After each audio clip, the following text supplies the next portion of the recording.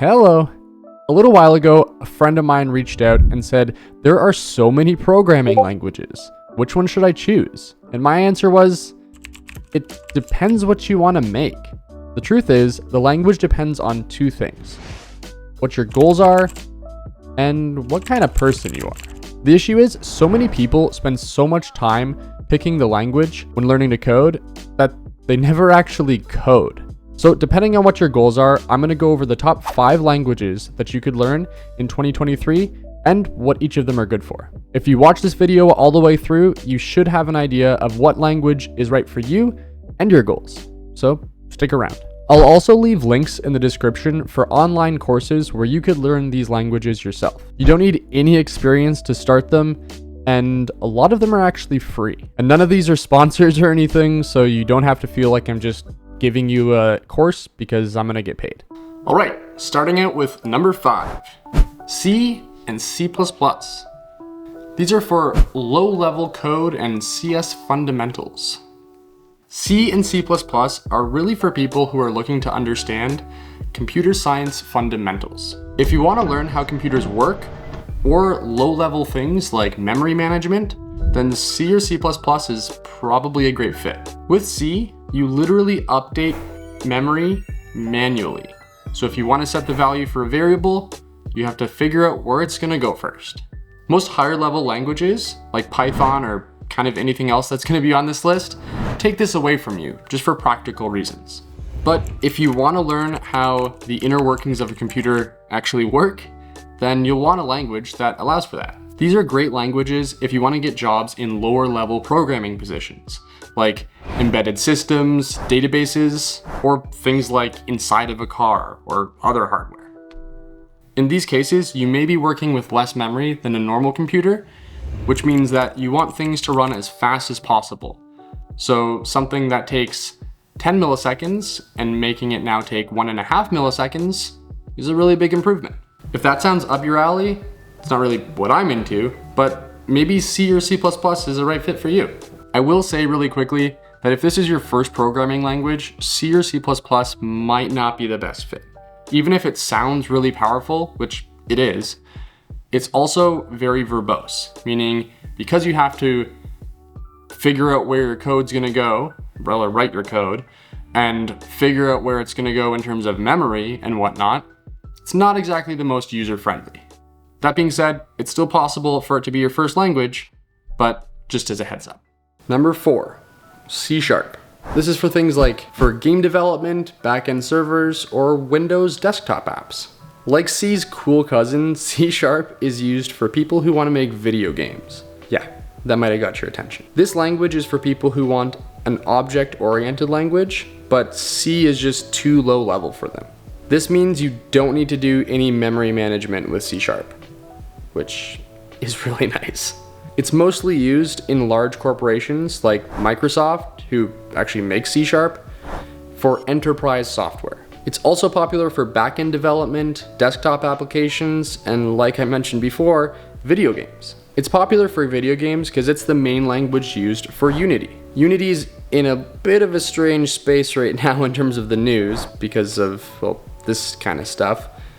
But Unity is still one of the top 2 or 3 ways to basically make a game in 2023. I made a game last year actually using Unity and C#, and check out this video right here if you want to see that.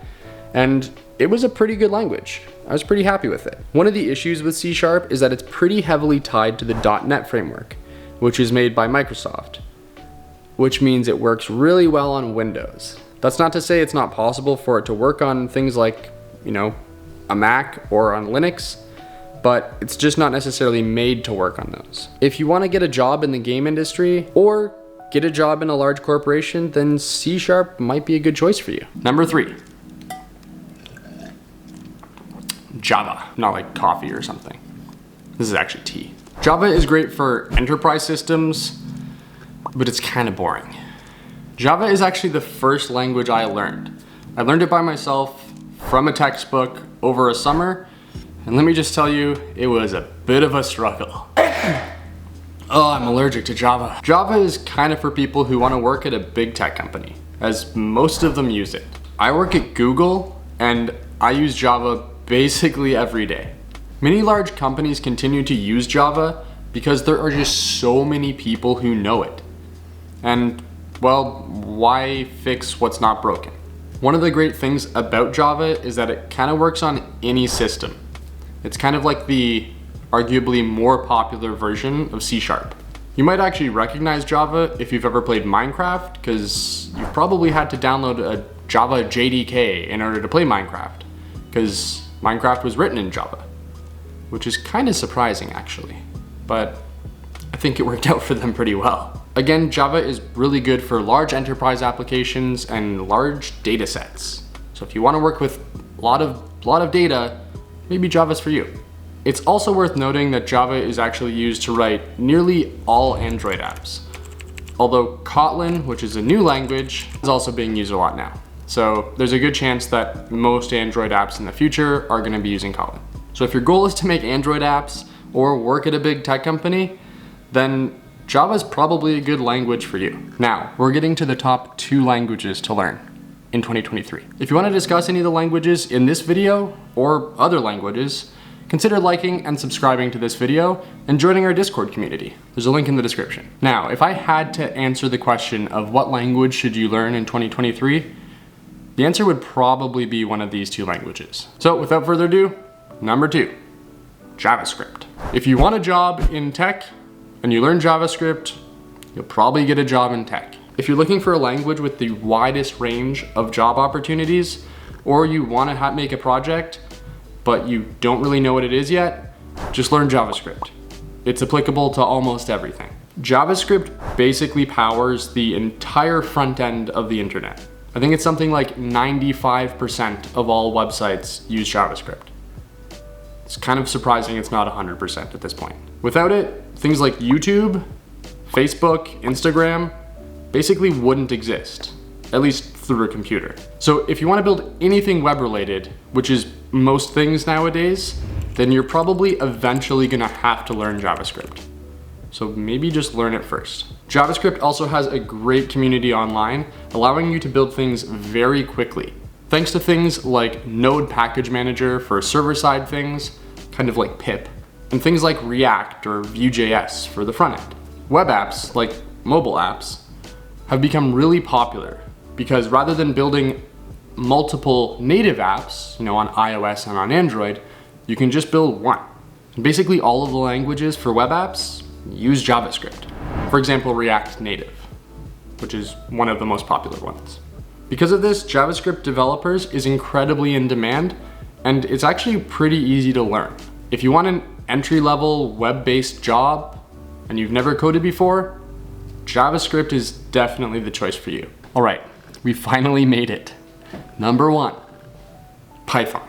If you've ever watched any of my videos before, you probably know that we use Python a lot. It was probably the 5th or 6th language that I actually learned, but it's one that I keep coming back to because it's so easy and it's so powerful.